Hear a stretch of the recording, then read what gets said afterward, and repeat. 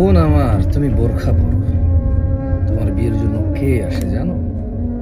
এমন কেউ যে তার জীবন সুন্দর করতে চায় তোমাকে নিয়ে, যে এটা মনে প্রাণে বিলিভ করে তুমি তোমার সৌন্দর্য শুধু তার জন্য গোপন রেখেছ, যেটা বিলিভ করে তোমার আর তার মিলনে যে সন্তান সন্ততি আসবে, যাদের দায়িত্ব পড়বে তোমার হাতে মানুষ করার, এবং তুমি তাদের আল্লাহর সাথে পরিচয় করাবা, সন্তানদের জান্নাতের পথ দেখিয়ে নিজে সুখে শান্তির সংসার করে নিজে জান্নাতের পথে যাবে।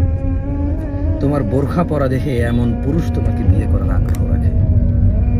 সেই তুমি কিনা বোরখা পরে রাস্তার আশপাশে দাঁড়িয়ে কাশফুল নিয়ে, গোলাপ ফুল নিয়ে, আম ফুল, জাম ফুল নিয়ে এভাবে উঁচু নিচু করে ছবি তোলো।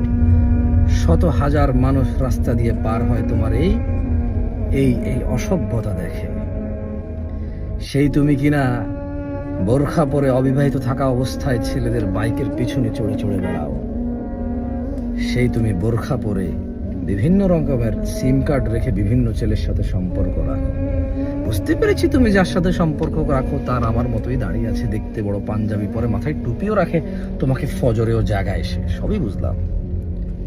কিন্তু তুমি আস্থা করো তোমার বোরখা পরা দেখে যেই ঘটক যেই ছেলের বিয়ের প্রস্তাব নিয়ে আসে, সেই ছেলে বড় অধীর আগ্রহে আছে এমন কাউকে বিয়ে করবে যে তার সৌন্দর্য শুধু তার স্বামীর জন্য রেখেছে গোপন। বোরখা পরে লজ্জা পায় যে শুধু বোরখা পরে, আর কোনো লজ্জা নাই, লাজুকতা নাই, দিনদারিতা নাই, দিনদ্রোহিতায় মগ্ন, সিনেমা নাটক গান বাজনায় মগ্ন, নাচ গান করে বোরখা পরে এখন মানুষ দেখি বোরখা পরে নাচে, বড় অবাক লাগে। বোন আমার, তুমি লজ্জা পাও।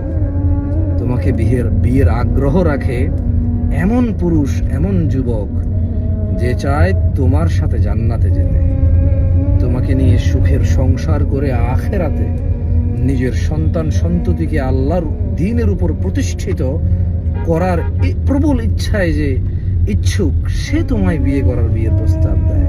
তুমি কেন এমন করো? এমন করে না, শরম শরম।